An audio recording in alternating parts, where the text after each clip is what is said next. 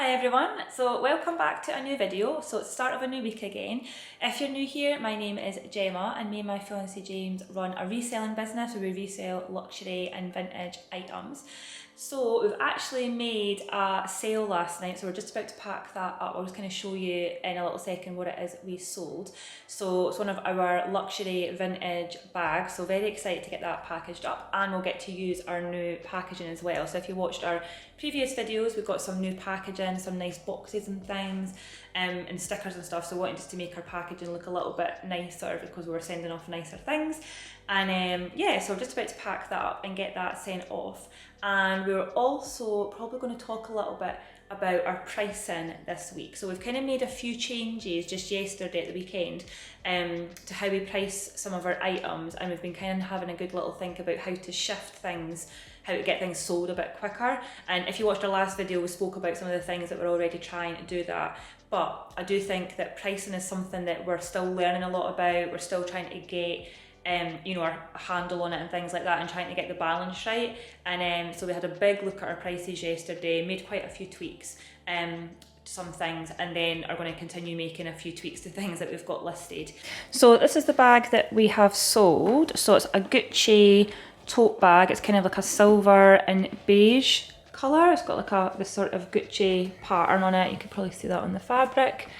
Little logo there in the corner, double straps. And I think it's lined as well inside, if I'm right. It is indeed. Yeah, got James here as well. So yeah, it's lined inside and everything. So yeah, perfect for work, or yeah, just a sort of tote bag, even a beach bag or whatever. So just about to package this up and get it sent off just now.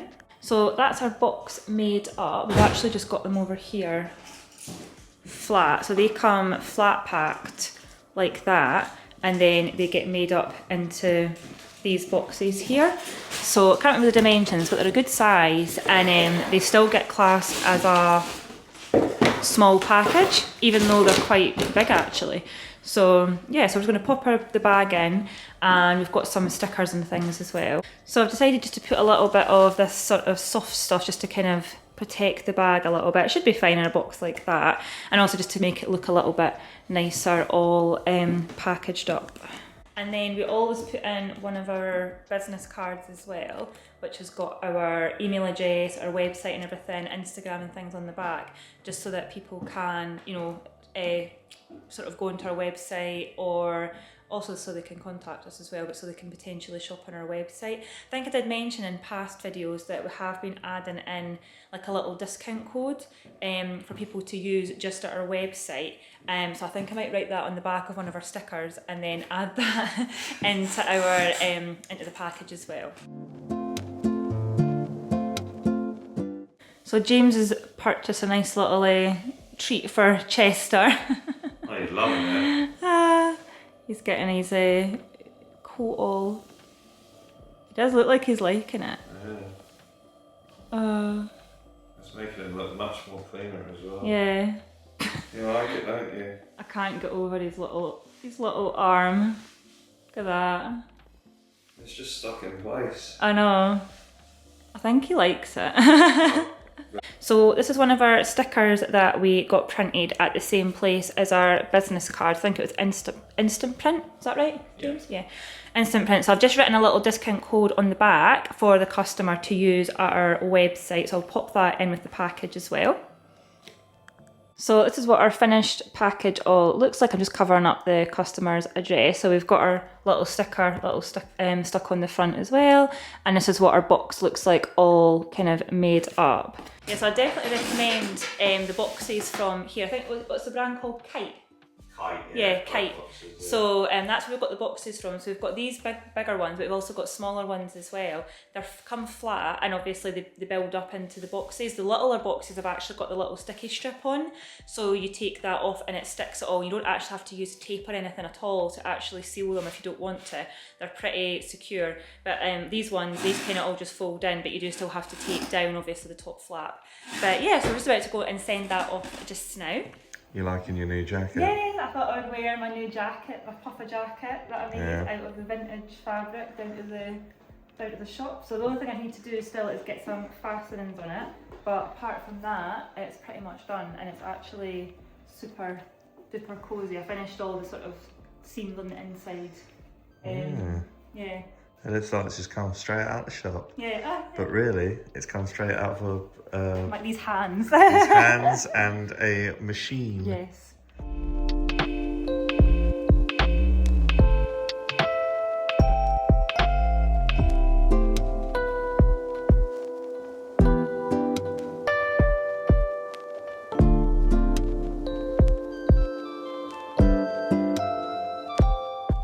Again, so it's a bit later on in the same day, and as I said earlier, we're going to talk a little bit about the changes we've made and the things that we've kind of been thinking about related to pricing.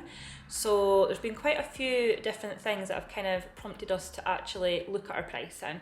So one of the things that we noticed was, obviously we do have, like any store I suppose, items that have been sitting for a little while, items that maybe have quite a lot of views on them but nobody actually purchasing them, and even when we are sending out offers, nobody is really obviously making that final purchase. So that's kind of what's prompted us to kind of look at our pricing and sort of think about, are our items priced correctly.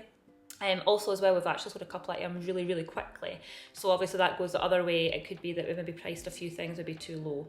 So yeah, so we've kind of been considering how to change our pricing and little things that we need to look at to kind of obviously increase our sales. So we've got James here as well, so obviously when we're pricing things, we do that together. So first of all, we thought we could talk about what we actually initially do when we are trying to price an item. So what was one of the first things that we kind of do? Well, we try and research sold items on eBay, for example. It's a really good place to go and find on the marketplace where things are worth. I've also found that Google lensing helps on products as well. Yeah, use that a lot. So you can actually see where it's listed on other retail places or lots of other platforms that you've maybe not even heard of as well. Yeah. And kind of look at the different prices that they've got things listed at. Yeah. And so we kind of do a little bit of research on eBay, as you say, Google Lens, and then just kind of seeing what things are listed at on other platforms. So even just things like Vinted, Depop, things like that, just so that we could get a ballpark figure for what something is kind of worth. So another thing I wanted to mention, obviously, is the difference with the platforms. So obviously people that shop on places like eBay and Depop, they generally are happy paying a little bit more money. However, Vinted is a very different playground of places. I've mentioned this in the past. Yeah. I personally think Vintage is a car boot sale.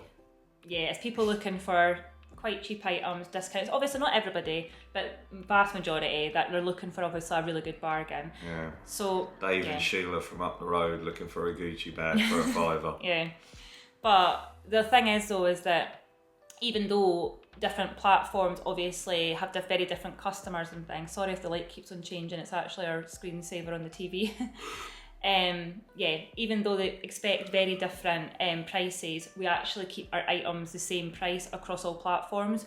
Yeah, because we wouldn't want people to go onto Vinted and potentially come across our store by mistake or whatever on eBay and see a different price. So that's something really important to know. Even though the platforms are different, we do keep the prices the same for the same items, obviously. So the next thing we wanted to mention was how we figured out things are needing maybe a price tweak.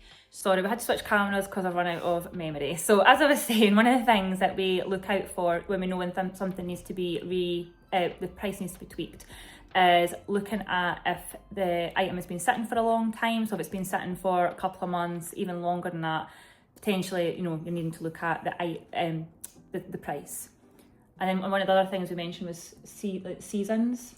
Yeah, so I remember I'd actually bought 2 Burberry scarves. Yeah. And silly me had bought them in spring, I think. And then we were going into summer. Yeah. And basically I was like, oh yeah, these will sell really quickly. Yeah. But I mean, it's not that it wasn't a good item, it's just the time of year. So the seasons, exactly. that's something else to kind of think about. And you do need to kind of decide, would you rather hang on to it and just sell it the next time that season comes round. Or if you want to sell it quick, you're probably going to have to drop the price a little bit. A couple of other things I've kind of noticed as well is that if we're selling something that we really love, like if we personally love the item, you're less likely to want to reduce the price. So you're kind of a little bit stubborn at keeping the price a bit higher, which then could cause it, not selling. And then you end up like going, oh, I'll just buy it for I'll just keep it for myself. So, back. So being a little bit emotionally invested in some of the pieces is another thing to kind of watch out for when it comes to pricing. So another thing to keep in mind as well is how aware people are of some of your items. So we've had some items that have been really good quality, luxury pieces, and we know they're worth the price that we've got them up at, but just not enough people have seen the items. So for example, we actually sold a CP company jumper, which, it was vintage and things like that, and that was definitely something that was worth waiting on the right buyer to come along and purchase it at the price that it was valued at. So that's something else to kind of keep in mind. Yeah, because you always get collectors for the certain things. I mean, especially brands like CP and Stone Island, etc. Yeah. You do get like proper fans. The fan that comes along and is like I'm a big fan of Supreme. Yeah. Yeah, you can just see like the investment someone would take into that. Yeah. Yeah. So next we wanted to talk about, I have to say actually, how pretty is the sky in the background? It's like that kind of like the sun's just went down. It's actually really, really pretty. The sky looks like purpley in the video. But so we kind of want to talk about what we plan on doing now. So I kind of mentioned in our last video that we were looking at getting sort of more lower ticket items that we can shift a bit quicker. And I do definitely think that having a mixture of that in your store is good. So we're looking at getting some, as I say, vintage things that maybe aren't luxury pieces. I think I mentioned like Levi's jeans as an example. Because I think, James, you had heard a story or like a news article about a reseller, didn't you? Yeah, a guy that's from Glasgow. Yeah. Because we're based in Edinburgh, so. Yeah, long story short, was studying a degree, was trying to save money up to get a car so that he could come to uni. Turns out, long story short, that he had turned his £200 a month into 10 grand a month. So, yeah. And he mentioned selling lower ticket items like quite quickly. Like so Dickies, Levi's, that sort of stuff, yeah. So that's kind of what made me think we maybe need to sort of have a mixture, things that we can sell quickly so we can get the quicker cash flow, but then also the luxury vintage pieces that maybe take a bit longer to shift and that are more of an investment for our customers. So now I want to talk about what we've kind of spent the weekend doing. So we haven't done this on every item yet. We're kind of gradually working our way through our store. But we have kind of looked at all our items, our luxury items that we've got, the prices that we bought them at, and instead of being, I suppose, even though I know we said about looking up eBay for the sold prices and things like that, that's kind of like a rough ballpark figure, but we've kind of adjusted the prices on a few things, haven't we? Yeah. Actually reduced them so that we're still making a good profit, but that we are able to shift things a little bit quicker. And already we've sold an item, didn't we? Yesterday, like one of our Gucci bags. That's what we packaged up earlier. So we sold that really quickly. And so I think this week we're going to spend a bit of time, or the next few weeks, relisting everything and sort of changing prices, really looking at prices and making sure that they're, that they're a good price to try and sell things a bit quicker. Exactly. Yeah, and hopefully that will help increase overall our sales. If we do that, and then as I said, if we try and get some quicker things that we can sell a bit quicker, faster selling items, then hopefully overall that'll increase our sales for our store. Indeed. Yeah. So that's going to go ahead and wrap up our video for this week. This week we've kind of done a little bit of a condensed vlog rather than spreading it over the week, because we've actually got family visiting this week, don't we?